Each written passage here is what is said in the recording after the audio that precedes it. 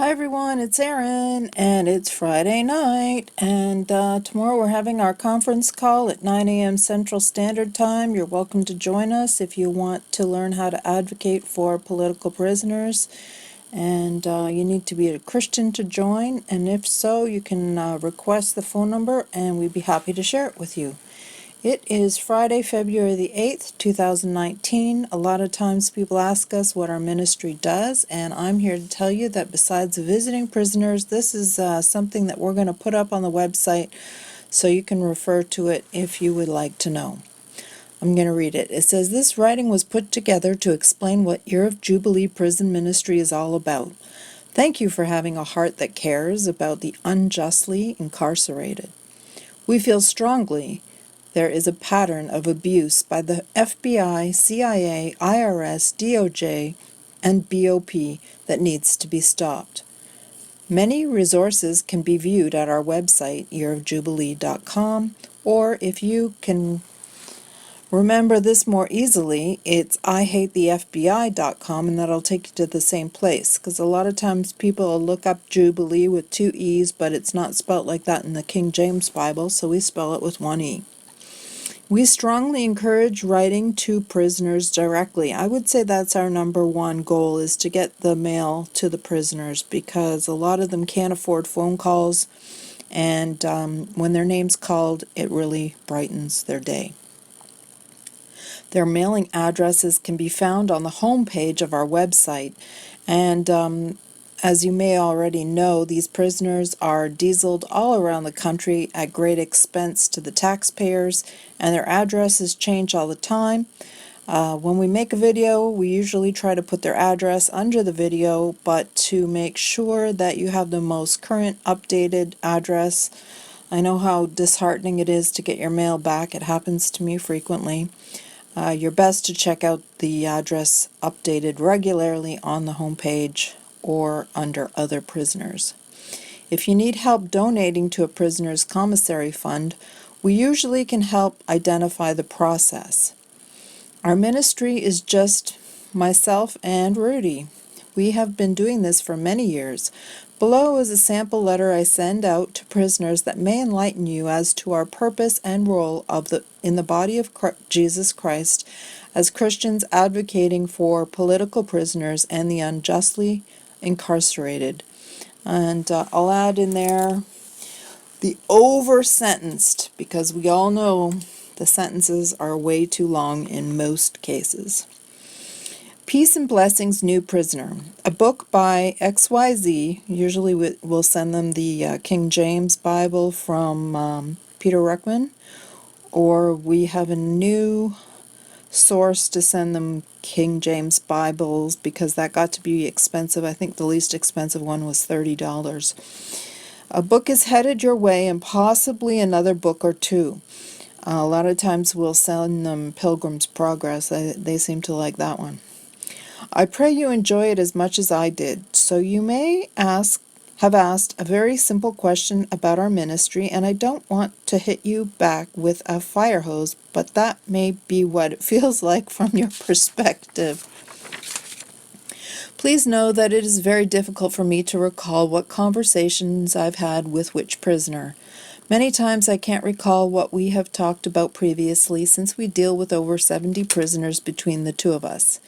As a soldier on the battlefield, I don't want it to sound like I'm complaining, but I am just going to be brutally frank with you so you can understand the landscape under which I am operating, as we correspond with 70-plus prisoners, and they all have action items. Our P.O. Box via U.S. Mail, Corlinks, JPay, Access Corrections, Global Tel, Western Union, multiple phone calls is incoming every single day, not only from prisoners but from their families and supporters, and this can be overwhelming, except for the grace of God. We usually deal with all of those action items by making a video and placing those action items before the body of Jesus Christ. Either we will have a volunteer to help, or we will not. Personally, I would rather change the oil in my truck, this is Rudy's writing, than look up case law or read legal crap, because that is how I am built. Some rules that I live by in order to maintain my sanity as Aaron and I deal with prisoners who have been sentenced to death by prison. And I'll add in here that this is, I like to call it a crowdsourcing library, our website. We never get involved in fundraising, but I will point people to others who do fundraising for a specific prisoner if they have a trusted family or friend on the outside. Next, I hate lawyers, judges, and this wicked criminal system, and all legal research about case law. If someone is upset at me because I use the word hate, my reaction is that I can't think of a stronger word to use. Maybe detest or loathe would also fit. I don't like doing what I consider a waste of my time looking up legal crap that nobody cares about anyway. The judges don't follow the law, and showing the case law isn't going to make them start to act properly. Judges and prosecutors are evil and wicked, and I pray for His divine justice to come down like a mighty river, and all the lawyers and judges end up in the hottest places of hell. That's how I feel about it. So, what does our prison ministry do if we don't raise money or get involved in legal research? We pray, fast, encourage whistleblowers, and encourage others to be bold and not cower down in fear from this tyrannical government.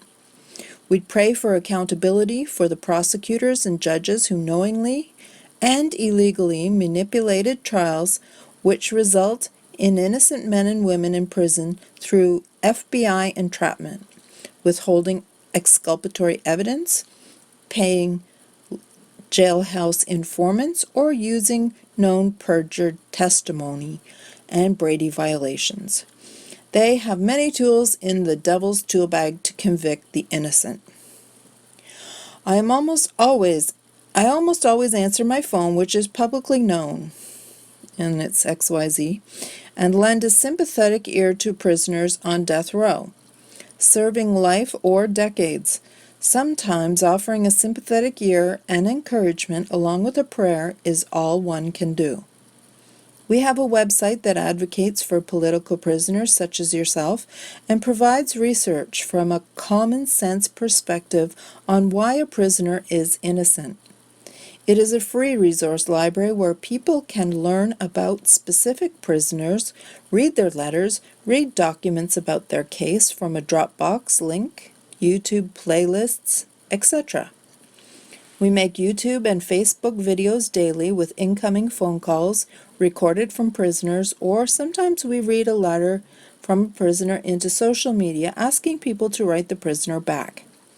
Some of the most powerful, encouraging, and inspiring writings we have ever read came from prisoners. We connect family members up with alternative media hosts, and on occasion when a prisoner does not have a spokesperson on the outside, my wife Erin and I will speak on the prisoner's behalf on the radio program. Our preference is to get the prisoner live on the air from the prison phones, if that's allowed and achievable. Now, let me add that's very difficult to do, but we do our best. Next, I don't take on any prisoners that are not willing to communicate with me directly, as I can't defend someone if I can't communicate with them to get the details to argue with the naysayers. There is a band of paid devilish hyenas that have septic tanks for hearts that always show up and say the most slanderous things about the prisoners. I feel it is important to fight back against these soulless bastards, and that is where communications with the prisoners becomes critical. Next, we encourage people to write to the president, sign petitions, write to the prisoner, call their congressman, call the warden, call the governor, pass out business cards, create bumper stickers, t-shirts, hats, letters to editors, etc., and make noise and shine light. And let me add, calling radio shows is what I think helps a great deal. Next, we sometimes contact family members for prisoners with personal messages. You will find out who your real friends are when you are wearing an orange jumpsuit. The families that have abandoned their prisoner makes my heart ache. We must pray for them. Next, we print and pass out business cards identifying American political prisoners, and that is not cheap. If someone wants the cards customized, we often can design the card and offer it at its cost. Thousands of these cards have been distributed. Next, we connect up with other organizations who send free KJV Bibles to prisoners. Next, I try as resources allow to purchase books and send to prisoners. My wife often sends encouraging cards with scriptures and tracts. The cost of this adds up over time. Oh yeah, and go buy your stamps now because the price is going up, or maybe it already has. Next, we keep the website updated as best we can with details of the case, references to videos, scanning incoming letters from prisoners, recorded phone calls, and mailing addresses. Next, we have seen a pattern of attacks on this ministry to shadow ban our YouTube, Facebook, and website. It is not uncommon for the prisoner to remove privileges from the prisoner, for the prison to remove privileges from the prisoner when they begin talking to us. The satanic system does not like to operate in the light, so be prepared to have the warden punish you for talking to us, even if they don't openly use that excuse as the reason for punishment. Obviously, they can just make up anything to punish you, and we've seen it happen many times. The prisoner who was on the verge of a successful lawsuit against the BOP director was murdered. One of them was murdered, and I feel strongly that the warden knew what was going on. If you begin talking to our ministry, you will need to trust in the Lord Jesus Christ for your safety. Pastor Wiley Drake at 714-865-8132 always encourages you to call him for guidance and prayer. He has designated Aaron and myself chaplains in First Southern Baptist Church in Bona Park, and this allows us to perform chaplain visits in certain prisons. We are very familiar with the prison communication systems and restrictions and can usually offer advice on how to set up phone calls to save money. Possible solutions to fixing this broken criminal justice system. 1. Every Saturday we have a recorded Gideon's Army call published publicly with prayer, fellowship, and Bible reading for prisoners. 2. All American courtrooms should be live-streamed online video and audio for public consumption and watch. You can look at Court Watchers, hashtag Court Watchers, if you want to find out more about that. And 3, no lawyer or judge can hold stock in the prison industry or services that serve the prisons. FIJA.org, that's FIJA.org, or juryhero.com, information is mandatory to be passed out to all jurors. Next, accountability and lengthy prison sentences for all lawyers and judges who ban the Constitution and knowingly withhold exculpatory evidence in their courtrooms. There would be no such thing as prosecutorial misconduct or sovereignty immunity. If a prosecutor knowingly does illegal things to send an innocent man to prison, then that prosecutor should go to prison for the wrongs that he did and be severely punished. Book cited: Not Guilty, The Unlawful Prosecution of U.S. Senator Ted Stevens, and that is by Sidney Powell. The next point is Americans need to band together with one voice and exterminate the FBI, CIA, IRS, etc., hold local law enforcement officials accountable for their evil actions. Alexander Solzhenitsyn wrote in the Gulag Archipelago that the Russians should have resisted more when they came and rounded up the dissidents for prison.